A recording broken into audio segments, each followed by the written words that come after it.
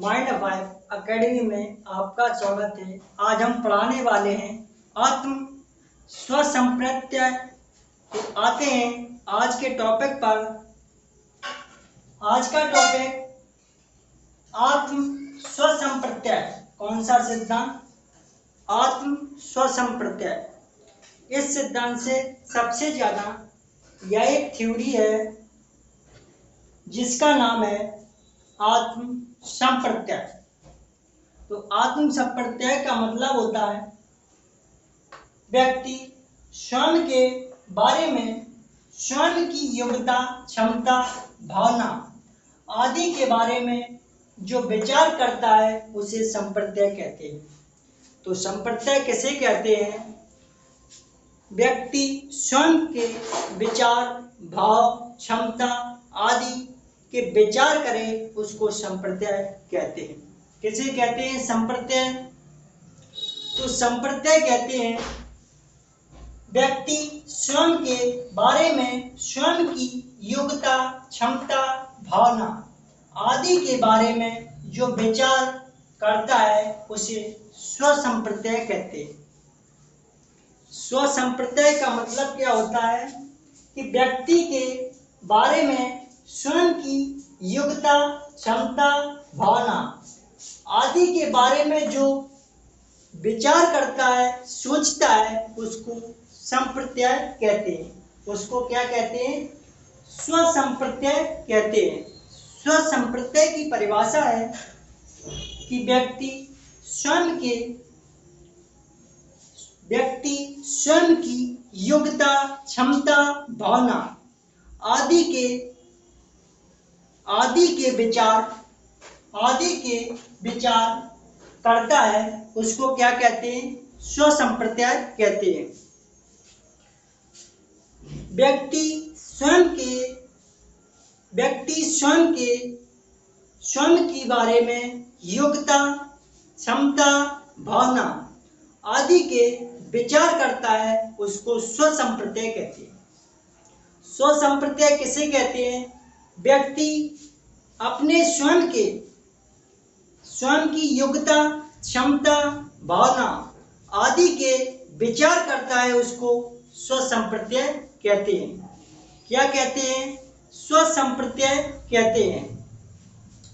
तो संप्रत्यय कैसा होता है? तो स्वयं के विचार सकारात्मक भी हो सकते हैं और नकारात्मक भी हो सकते हैं।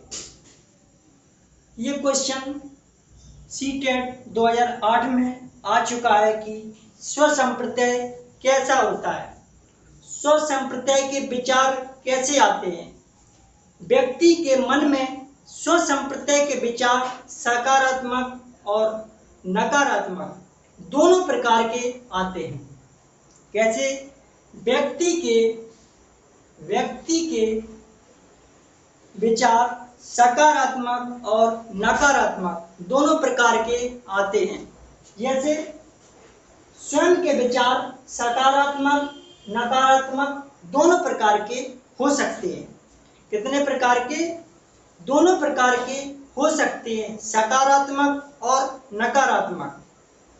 इसका जैसे उदाहरण है इसके, विद्यार्थी गणित में कमजोर है लेकिन संगीत में निपुण है। विद्यार्थी कैसा है? विद्यार्थी गणित में कमजोर है लेकिन संगीत में निपुण है। यानी गणित में कमजोर और संगीत में काफी टैलेंटेड है। इसका ये उदाहरण है कि गणित एक नकारात्मक है और संगीत सकारात्मक है। इसका ये उदाहरण है कि संप्रत्यय में स्वयं के विचार सकारात्मक और नकारात्मक हो सकते हैं। कैसे? सकारात्मक और नकारात्मक दोनों प्रकार के हो सकते हैं। जैसे इसकी उदाहरण है, विद्यार्थी गणित में कमजोर है लेकिन संगीत में निपुण है। व्यक्ति गणित में कमजोर है लेकिन संगीत में निपुण है। तो इसका मतलब है कि गणित है तो गणित कैसा? नकारात्मक संप्रत्यय और संगीत सकारात्मक संप्रत्यय होता है। जैसे गणित में कमजोर है तो कमजोर होना क्या है, एक नकारात्मक निगेटिव संप्रत्यय, नकारात्मक संप्रत्यय के अंतर्गत गणित में कमजोर है। और संगीत में निपुण, संगीत में निपुण का मतलब सकारात्मक संप्रत्यय। तो इसका दूसरा उदाहरण देखते हैं। स्व संप्रत्यय संगीत गणित की तुलना में अच्छा व सकारात्मक है। कैसा है? जो स्व संप्रत्यय है वो संगीत गणित की तुलना में अच्छा है, इसलिए सकारात्मक है। गणित से अच्छा संगीत है उसका, इसलिए सकारात्मक संप्रत्यय है। कैसा? सकारात्मक स्व संप्रत्यय है। स्व संप्रत्यय संगीत गणित की तुलना में अच्छा व सकारात्मक है। और अब बात करते हैं, संप्रत्यय पूर्व अनुभव पर आधारित होता है। कैसा होता है? जो संप्रत्यय है वो पूर्व अनुभव पर आधारित होता है। पिछला ज्ञान है उसी के आधार पर स्व संप्रत्यय होता है। जो पिछला ज्ञान होता है यानी संप्रत्यय पूर्व अनुभव पर आधारित होता है। जो पिछला ज्ञान होता है उसी के आधार पर स्व संप्रत्यय होता है। जैसे संप्रत्यय सामान्य विचार है। संप्रत्यय कैसा है? संप्रत्यय एक सामान्य विचार है। ये क्वेश्चन अनेकों बार पूछा जा चुका है कि संप्रत्यय कैसा है। तो संप्रत्यय एक सामान्य विचार है। कैसा? सामान्य विचार है संप्रत्यय। संप्रत्यय सामान्य विचार है। जैसे इसका उदाहरण है, संप्रत्यय कैसा विचार है? तो संप्रत्यय सामान्य विचार है। इसका उदाहरण है, कोई पत्थर रास्ते में पड़ा मिला जिसकी बनावट कुत्ते के समान थी। किसके समान थी? एक डॉगी के समान थी। लेकिन यह आपके मन में विचार आएगा कि यह एक डॉग है। मन में विचार आया, इसी को कहते हैं, इसी को क्या कहते हैं? सामान्य संप्रत्यय। इसी को सामान्य संप्रत्यय कहते हैं। किसको? जैसे कोई पत्थर रास्ते में पड़ा मिला, लेकिन उसका जो आकार है, बनावट है, वो किसके समान है? बनावट एक डॉग यानी कुत्ते के समान है। लेकिन यह आपके मन में विचार आएगा कि यह कुत्ता है। तो यही सामान्य संप्रत्यय कहलाता है।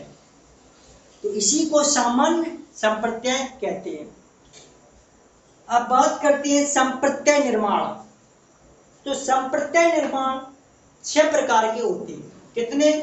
संप्रत्यय निर्माण 6 प्रकार के होते हैं। जैसे प्रत्यक्षीकरण, गुणों का विश्लेषण, तुलना, पृथक्करण, अमूर्तकरण, सामान्यीकरण, समस्या समाधान।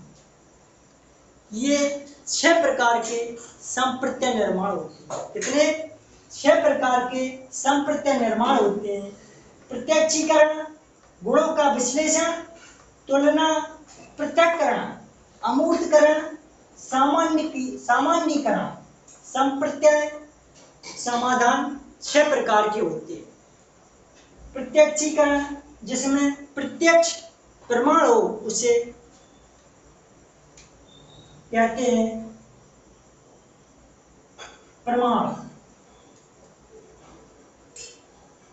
प्रत्यक्ष प्रमाण हो उसे प्रत्यक्षीकरण कहते हैं। गुणों का विश्लेषण, जिसमें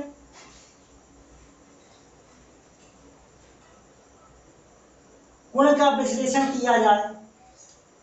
जैसे कोई वस्तु काली, सफेद, किसी भी रंग की हो तो उसके गुण की विशेषता की जा रही है। किसकी? वस्तु के गुण की। इसी को कहते हैं गुणों का विश्लेषण। तुलना तुलना करना होता है, तुलना करना होता है।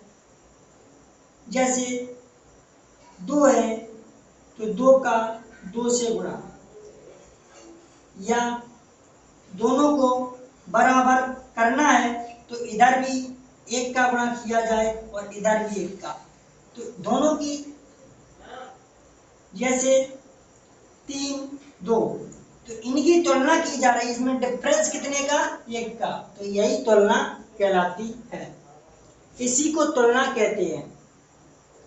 अब पृथक्करण, पृथक्करण का मतलब होता है अलगाव।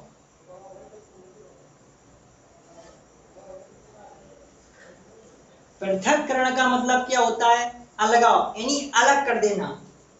सामान्यीकरण, जिसका संबंध होता है सीधी वस्तु, सीधी वस्तु से होता है सामान्यीकरण का संबंध। समस्या समाधान का संबंध चिंतन से होता है, समस्या समाधान का संबंध चिंतन से होता है, किससे, चिंतन से होता है। तो आज का ये टॉपिक था कौन सा, आत्म स्व संप्रत्यय। तो आज की क्लास यहीं पर समाप्त होती है, कल मिलते हैं अगली क्लास में, तब तक के लिए धन्यवाद।